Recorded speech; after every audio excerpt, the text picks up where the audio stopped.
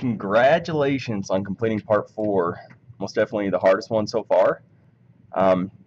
Only one more part and then you guys get to make your own. So here is part 5. It's going to look like this when you're finished. You're going to have your name or some text embossed on it. Also, it's going to have rifling on it. If you guys don't know what rifling is, rifle barrels have that in them. Some grooves like this. And what it does is it spins the bullet so that as you know, spinning things fly straighter and farther. So since our PVC barrel on our air cannon isn't rifled, you could put rifling on your projectile if you want. And this video will show you how to do that, and it'll also show you how to put your name on there or some kind of text. Alright, so with any further ado, let's get started. So I have a new design here. We're going to create a cylinder. We're going to do it a little different than normal. Go to the Create tab.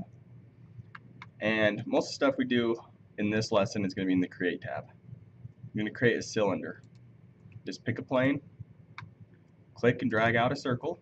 Remember it's 1 and 11 30-seconds.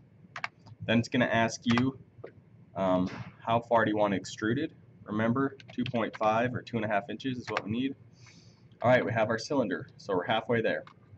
Okay, the next thing I'm going to show you how to do is do your rifling. You need to pick a face. It can be either be this top face here or the bottom face, and we're going to create a coil from that. So go to our Create tab, go down to Coil, click on that face, and then click in the center of your cylinder and drag the circle out to the edge and snap it to that edge, and it's going to create kind of a mock cylinder. What I do is I grab this arrow at the bottom and I drag it up till my cylinder's up above my coil is up above my cylinder, like so. If you look on the right, we have our options for our cylinder. We're going to need to change some of these to make our rifling more effective.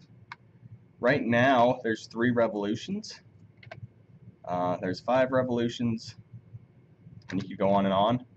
But we don't really want a lot of revolutions. We just want like half of a revolution or less, because any more than that, and it actually creates more friction than you need, and it doesn't spin it as well. So I found that about 0.3 is pretty good, but you could do different. If you think that's too drastic, you could do like 0.2, but I'm going to keep it at 0.3. So that's my revolutions.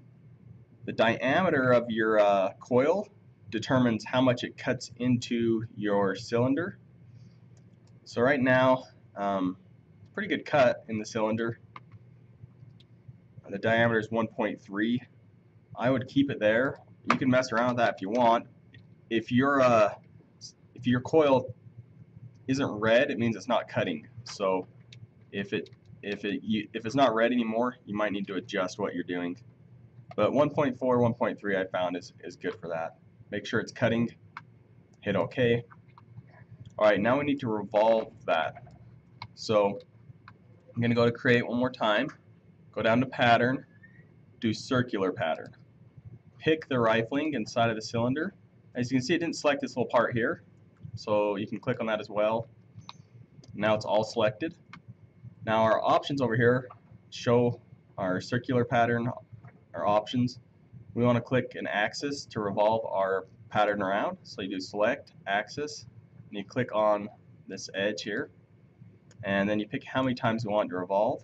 I'm going to say 15. I'm going to hit OK and see what it looks like. Alright, that actually looks pretty good. If I wanted to change how many of those I have, I could go down here to my browser, and as you can see, there's my cylinder that I made. Then I did my coil, and then right here is where I did the circular pattern. So I could double click on that circular pattern, and I can always adjust that if I want. I could say do like 10 or something. So cool thing about this browser, you can always go back and fix stuff if you mess up. Alright, one more step. We want to put some text on our cylinder. You can do this on a flat surface or on a round surface. In the last lesson, we did a plane and we did a tangent plane. If you did a tangent plane on the surface here, you could actually write on that plane and then extrude it through your cylinder.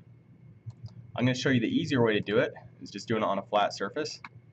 So go to Sketch, go down to Text, click on the flat surface, and then click where you want your text to begin, and type your text. Now, if I did my full name, I would have to shrink it down quite a bit to fit on here, and if the text is really small and thin, the printer has a hard time with it. So I would say abbreviating names, making things shorter. I would just do my first name, for instance. Grab this circle here and rotate. Grab this center circle, drag it down. I'm going to make it bold because I want to make it as big and chunky as possible. And you could actually change the size of it. It's this height option here. You do like 0.4, and you mess around with that and try to see what still fits. I can see 0.5 is too big, so I'm going to do 0.4. Hit OK. All right.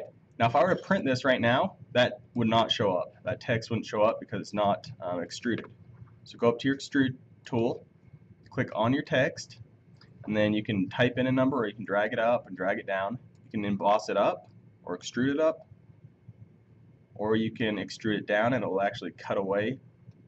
So I'm just going to go down a little bit on this one, hit OK. Now as you see, I have my name and I have rifling on this thing. I could have made this round. I could have put this name. This could be the bottom. I could flip it over and put a cone on the top so it's more aerodynamic. You do a lot of things here. But for this lesson, this is all you need to do. Go ahead and submit it in part 5, and then move on to your final design.